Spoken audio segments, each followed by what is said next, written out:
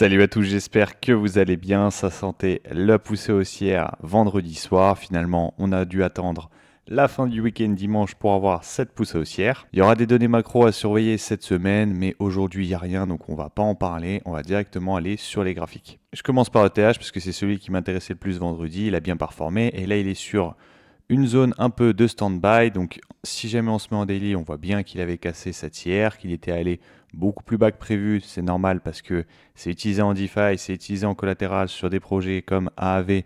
Donc, c'est absolument normal que ça aille toujours plus bas graphiquement que ce que ça devrait être, entre guillemets. Si on descend en 1 heure vendredi, je voyais bien la poussée haussière avec ce retour sur cet order block juste ici, la poussée haussière, le break of structure. Je vous avais expliqué qu'on aurait sûrement juste au-dessus une petite réaction à la baisse et après qu'on fasse une réaccumulation pour aller vers le nord. C'est bien ce qui s'est passé. Et maintenant, on aimerait bien que ça casse cette grosse ligne juste ici parce que pour l'instant, la seule chose que ça a fait en fait, c'est ce qu'on appelle du complexe throwback. Si vous m'entendez dire complexe pullback, c'est tout à fait normal parce qu'en général, j'utilise un terme, que ce soit dans un sens ou dans l'autre, parce qu'au final, le nom exact du terme, on s'en fout un peu. Ce qu'on veut savoir, c'est à peu près la dynamique qu'il y a derrière.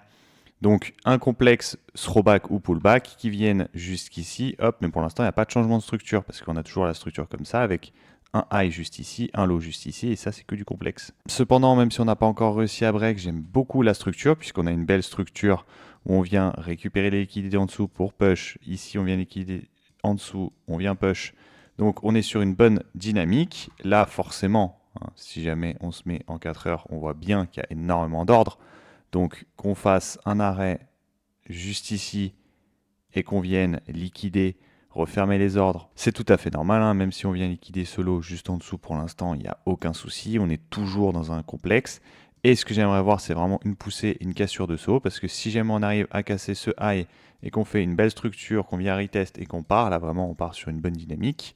Et ça veut dire qu'il faudrait qu'on voit en daily ce qui va se passer. La prochaine chose qu'on pourrait aim, ça serait ce petit order block juste ici. Et en weekly, ça correspondrait à ce gros order block juste là.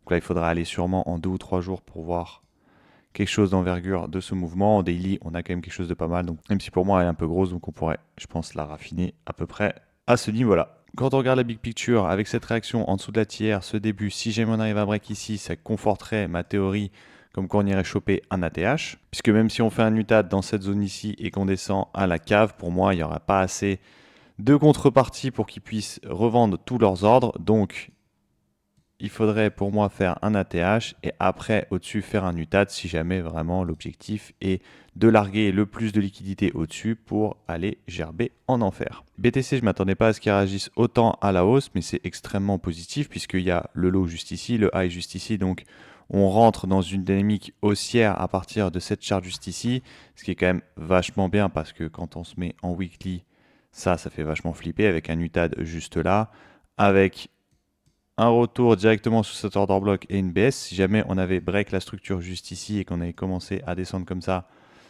j'avoue que j'aurais pas été très confiant sur BTC, mais là, c'est vraiment beau ce qu'on peut voir. Si on se met en 1 heure, on peut voir qu'il y a eu quand même une belle accumulation d'ordre juste ici, là. C'est vraiment très très beau. Et puis après, hop, on est parti à la hausse.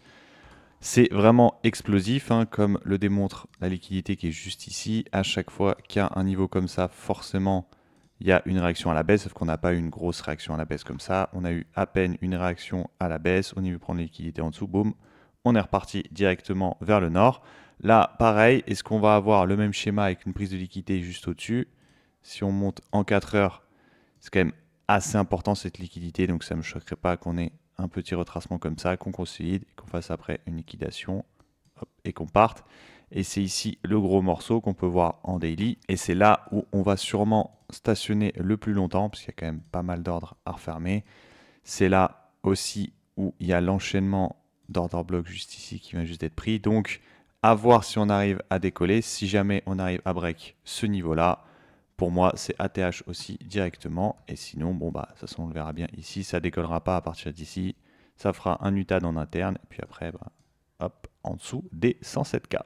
Pour les altcoins, j'étais positif vendredi et je le suis toujours, notamment quand on regarde la construction. On est revenu à peine dans cet order block juste ici, faire une petite touchette, puis après on est reparti. Là, exactement pareil, on est venu prendre une liquidité en dessous, on est reparti.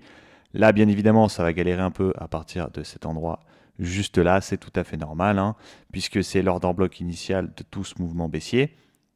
Vraiment, ce qu'on aimerait voir, c'est une cassure de ce high juste ici. Ça serait vraiment extrêmement positif, puisque ça serait un reverse de structure, puisqu'on passerait d'une structure qui est baissière à une structure qui est haussière, et ça voudrait dire retour vers le nord, retour potentiellement dans cet order block juste ici, même si on voit que, même si on voit qu'il a été touché juste ici, donc à mon avis, il ne tiendra pas, et on pourrait s'attendre à au moins qu'on vienne taper les highs.